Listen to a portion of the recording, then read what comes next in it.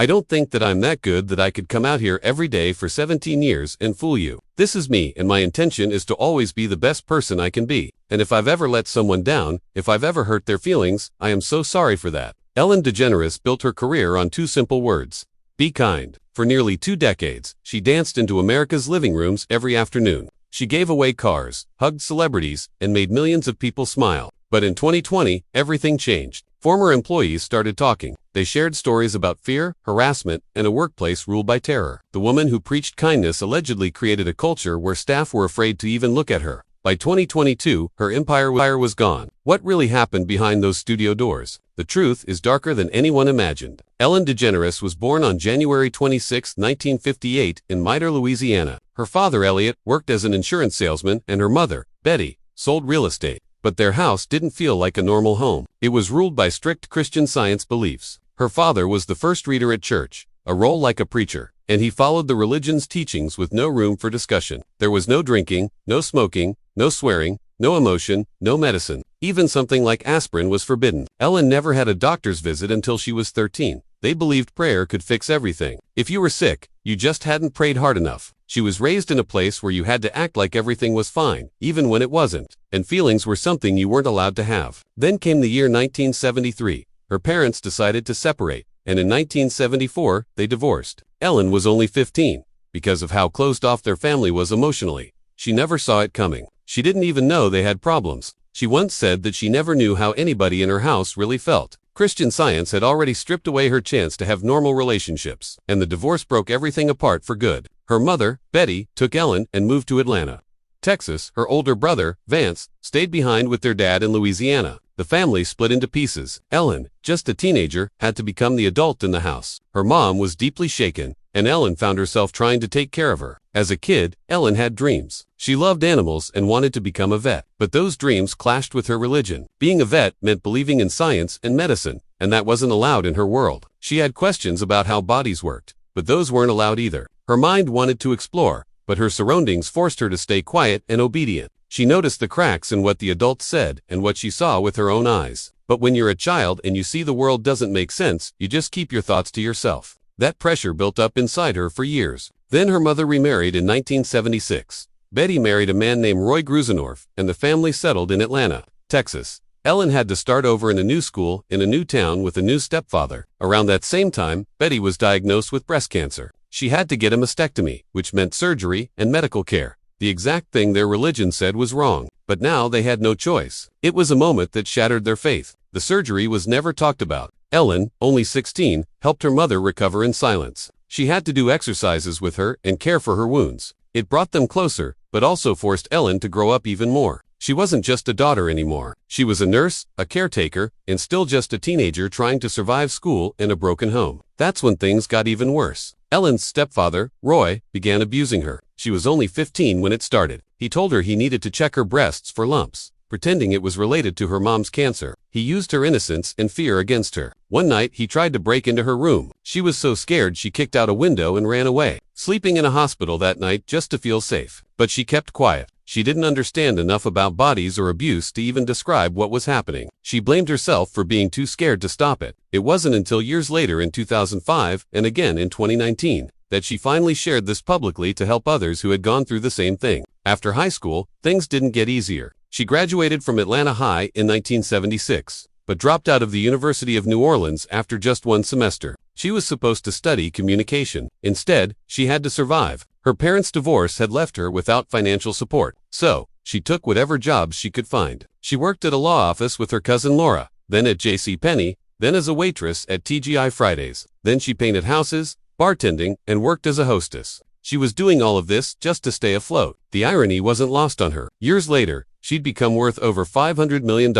And back then, she was just a broke teen scraping by. Her mother's cancer had already shaken their faith to its core. But what made it even worse was the silence. No one talked about no one talked about feelings. Ellen was left taking care of everything while pretending nothing was wrong. She was expected to follow religious rules that no longer made sense. That's when she gave up on the religion for good. She became agnostic, rejecting the ideas that had controlled her since birth. Her brother Vance was on a different path. Born in 1954, he was 4 years older than Ellen and had served in the Marine Corps. After that, he went into music and became a key part of New Orleans. underground scene in the late 1970s. He played bass for a band called The Cold, which later got inducted into the Louisiana Music Hall of Fame. He even hosted a radio show. While Ellen was working dead-end jobs and dealing with abuse, Vance was creating. Their paths were different, but their bond stayed strong. They supported each other, even while living in different states. Ellen once dreamed of working in law, but the abuse she suffered and the betrayal from her mother destroyed that. When she finally told her mother about Roy's abuse, Betty didn't believe her. She stayed married to Roy for another 18 years, until he died in 1997. That rejection broke something in Ellen. During the same time, she was working in a law firm surrounded by people who were supposed to protect others, but no one had protected her. At 22, tragedy struck again. Ellen had fallen in love with a woman named Kat. They had broken up temporarily, and Ellen had moved out. One night in 1980, she saw a terrible car crash. She didn't know it then, but Kat was in that car. She died at just 23. The next morning, Ellen found out and was crushed. She couldn't afford their place anymore and ended up sleeping on a mattress in a flea-filled basement. In her lowest moment, she asked herself why her girlfriend had died while fleas thrived. That thought turned into her first comedy bit, The Phone Call to God. Routine. It was dark, painful, and funny. That routine launched her stand-up career. She started at Clyde's Comedy Club in New Orleans in 1981, walking in and claiming she was a comedian. No experience, just raw pain turned into humor. In 1982, she entered a national competition run by Showtime called Funniest Person in America. She won. That win changed everything. She went from working jobs for tips to getting noticed nationwide. She toured, got invited to HBO, and suddenly, she was no longer just surviving. She was on her way. Later that year, she moved to San Francisco to join the comedy circuit. She performed at clubs like Punchline and Cobb's, doing multiple sets a night, sometimes unpaid. Her style was clean and observant, which clashed with the edgier comedians at the time. But she kept going, sharpening her timing and voice in front of tough crowds. She was learning what made people laugh and what made them think. Then came the moment that changed her life. In November 1986, she was invited to perform on The Tonight Show with Johnny Carson. That day, she forgot her parking brake and had to chase her car down Melrose Avenue. On stage, she performed her phone call to God routine, born from the death of her first love. Carson loved it. He broke tradition and invited her to sit on the couch, a gesture he'd never extended to a female comedian on her first appearance. That night made her a star. Ellen DeGeneres didn't come out of nowhere. Back in 1989, she first showed up on people's TVs as a weird, overly eager secretary named Margot Van Meter. It was on a show called Open House, which aired on Fox starting August 27th. It ran for just 24 episodes, ending May 6, 1990. Ellen wasn't the lead. She was the comic relief in a real estate office full of odd personalities. Nobody knew it then, but this was the first real step that would push her from stand-up stages into scripted television. That one-season show came and went, but she stuck in people's minds. Then came Lauryn Hill in 1992. Ellen played a nurse named Nancy McIntyre. Only 5 episodes aired before ABC pulled the plug on October 28th. It was a flop. But even in those few minutes of screen time, one TV critic said Ellen was the only reason to watch. The showrunners agreed. Even though their show failed, they remembered her. And when they made a new show later, they wrote a role just for her. That new show came in 1994. It was called These Friends of Mine at first, but it got renamed Ellen in 1995 to avoid confusion with Friends, which had exploded that year. Ellen played a nervous bookstore owner named Ellen Morgan. It ran for 109 episodes, ending in 1998, but what changed everything was episode 22 of season 4. It aired April 30th, 1997. Ellen's character came out as gay on national television. Right before that, Ellen herself had come out in real life, too. She was on the cover of Time magazine on April 14th with 3 words, "Yup, I'm gay." That episode pulled in 42 million viewers. It was ABC's most watched show that year. But right after it aired, hate mail flooded her studio. Thousands of letters and something even worse, a bomb threat. Someone had called it in, but they messed up the timing. The cast had already wrapped filming. Ellen later said she never felt more afraid. ABC got cold feet. They started putting warning labels on her episodes, parental advisories, just for showing someone in a gay relationship. Then things fell apart. Ratings dropped hard. The show ranked 30th in 1997, but by 1998, it was in 45th place. Ellen lost a third of her audience. ABC filmed 3 more episodes. They refused to air 2 of them. One had a same-sex kiss. ABC said it was too much. Conservative groups cheered. Even GLAAD, the LGBTQ media group, said the show had gotten too serious. Ellen's career hit a wall. In May 1998, ABC canceled the show. 2 full episodes were locked in the vault. No goodbye, no closure, just silence. And then came the A&H era. They dated publicly from 1997 to 2000. the world wasn't ready. The moment they showed up together at the Volcano movie premiere, everything changed. Ann was reportedly told she'd be fired. Ellen was blacklisted, too. A Fox executive allegedly said Ann wouldn't be cast in a Harrison Ford movie if she stayed with Ellen. At that same premiere, security tapped them on the shoulder and told them they weren't allowed to be photographed together. The message was clear. Go away. When they finally broke up in 2000, the story turned even darker. One day later, Ann was found in a stranger's home in Fresno, confused, calling herself Celesta, and talking about a spaceship. She later admitted she had taken ecstasy and was dealing with deep childhood trauma. It was one of the most talked about Hollywood breakups of the decade. In 2001, Ellen tried to bounce back with a new CBS show called The Ellen Show. It was her second shot at a sitcom. She played a tech exec who returns to her hometown. It flopped hard. Only 13 episodes aired. Ratings collapsed within weeks. It was pulled from the schedule by January 2002, that marked Elon's second big TV failure in just 4 years. But then came the biggest pivot of her life. On September 8, 2003, the Ellen DeGeneres show premiered. It didn't start fancy. It was filmed at NBC's small Studio 11 in Burbank. Nobody expected much, but Ellen danced. She gave away gifts. She made celebrities feel safe. And somehow, it worked. The show won 15 Daytime Emmys in its first 3 seasons. That had never happened before. By 2005, she had 2.5 million people watching her every single day. Her 12 days of giveaways gave out over $3,000 in gifts per audience member across 12 episodes. By 2008, the show had to move into a bigger space. Warner Brothers renamed it The Ellen Stage in 2015. The show lasted 19 seasons. That's 339 episodes. She got 171 Emmy nominations. She won 63. She even changed daytime TV by going viral before anyone else did. Her clips spread on YouTube and Facebook before other shows even knew how to upload videos. Guests cried, kids danced, celebrities broke news. At her peak, Ellen had over 4.2 million viewers daily. Her giveaways, games, and dance-offs made her unstoppable. Then came Finding Nemo. The movie hit theaters on May 30, 2003. But Ellen had started recording her voice for Dory way back in 1998. The director, Andrew Stanton, had written the role specifically with her in mind. The movie made $941,637.60 globally, just under $1 billion. It cost $94 million to make. Ellen's voice acting became iconic. Her whale-speaking bit became a classic moment, and she never stopped asking for a sequel. It finally came in 2016. In 2008, Ellen married Portia de Rossi. They planned a commitment ceremony at first, but when California legalized same-sex marriage that summer, Ellen proposed. They got married on August 16 in their Beverly Hills home. Only 19 guests, custom Zac Posen dresses, her mother, Betty, and Portia's mother, Margaret, were there. Portia legally changed her name in 2010 to Portia Lee James DeGeneres, though she still used her stage name. By 2014, Elon's power peaked. On March 2nd, she hosted the Oscars. That's when she snapped the most viral selfie in history. Jennifer Lawrence, Meryl Streep, Bradley Cooper, Brad Pitt, Angelina Jolie.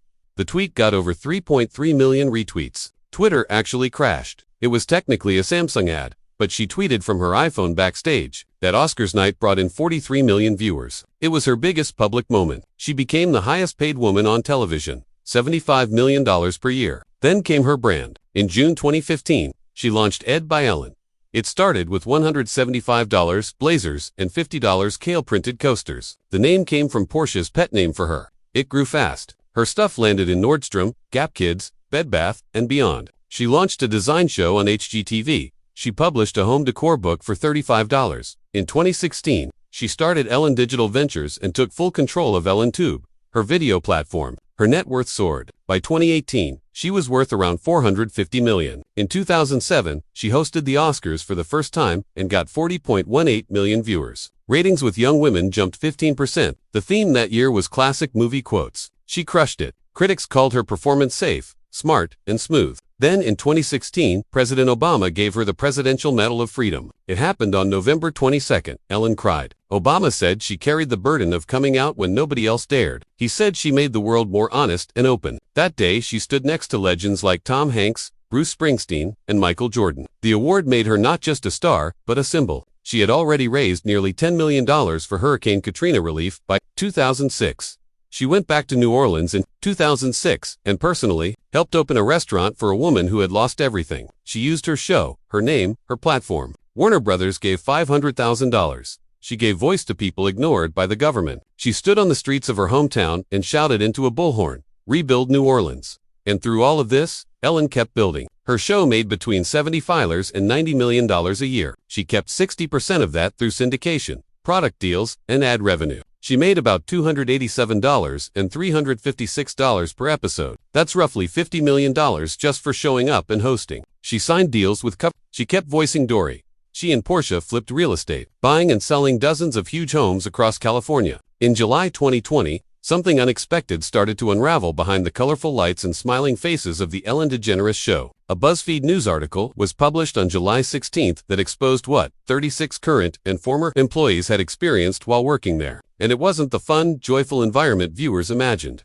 Instead, they described it as a place full of fear. Some said you could be punished just for taking time off after a parent died. Others said they were told not to speak to Ellen or even look at her. One woman, who was black, shared how senior producers made rude comments about her hairstyle, calling it too black for TV. Another black employee said they were told to blow out their hair to seem more professional. These weren't just small issues. They painted a pattern. The Be Kind motto the show was famous for didn't exist off camera. One employee summed it up in a way that stuck with many. That be kind thing only happens when cameras are on. It's all for show. At the center of many complaints was executive producer Ed Glovin. Workers said he ruled through fear. His behavior was aggressive and crossed many lines. Over a dozen staff members said he would touch women without their consent, especially during live tapings. He reportedly grabbed waists, touched backs, made comments about their bodies, and once even pressed himself against a woman in the editing room. Women at the show were so uncomfortable that they developed a buddy system just to avoid being alone near him. One season, Glavin fired 9 stage managers, almost all men, just because he could. When people complained, he told them they should feel lucky to have jobs and threatened to blacklist them if they caused trouble. He stayed in power for more than 7 years before finally being fired in August 2020. The stories didn't stop there. Several employees said they were fired after taking time off for surgeries, mental health, or even deaths in their families. One staffer said they were let go just days after their mother died. Their boss told them grief made people unreliable. Another person had to choose between their job and their child's bone marrow transplant. When they refused to reshoot the surgery to suit the show's taping, they were demoted and later fired. A woman who complained about racist jokes in the writer room was terminated 2 weeks later. The show's HR department didn't help. One former worker said they felt totally helpless and trapped. But it wasn't just producers causing harm. Kevin Lemon, who was head writer and a co-executive producer, faced over 10 allegations of sexual harassment, all from male employees. The worst happened in 2013 when he allegedly cornered a junior writer in a bathroom at a party and asked for oral sex, promising it would help his career. He reportedly groped other male assistants during meetings. One staffer said Lehman grabbed his genitals in front of others. Another said Lehman kissed him on the neck in the parking garage while pinning him against a wall. He had a pattern targeting young male writers and offering them career boosts in exchange for sexual favors. He once told a victim, "This is how Hollywood works, kid." Complaints started as early as 2014, but were ignored until BuzzFeed's report forced the company to take action. He was finally fired in August 2020. Then came a chilling story in 2025. A former cameraman described something he called the Ellen gaze. He said it was a cold look Ellen gave, her eyes narrowing, cheekbones raised, like a queen deciding who to punish next. This cameraman said the show went through 9 stage managers in just 1 season. All men, because Ellen didn't seem to like male staff. Some male employees were terrified of being seen talking to Portia, Elon's wife. Even a short, polite chat could get you fired out of jealousy. One moment stood out. The cameraman saw Ellen ban Gordon Ramsay from the show after he complained about spoiled meat used in a cooking segment. She told the producers, "Don't let this guy on the show again." But the most painful part was that same bone marrow transplant case. The producer who was told to reschedule his child's surgery, this detail came up again, reminding people how loyalty to the show always came before compassion. That July, actor Brad Garrett, who had been on Elon's show multiple times, finally spoke out at midnight on July 31, 2020. He tweeted that mistreatment on the show comes from the top, and that he knew more than one person who was treated horribly. The tweet exploded. Leah Thompson, another respected actress, backed him up within hours. She simply replied, "True story, it is." It was the moment insiders stopped whispering, but for many fans, the cracks had started earlier. In November 2019, during a live interview, actress Dakota Johnson calmly and clearly corrected Ellen had joked that she wasn't invited to Dakota's 30th birthday. Dakota looked at her and said, "Actually, that's not true." Ellen said, "Actually, that's not true." Ellen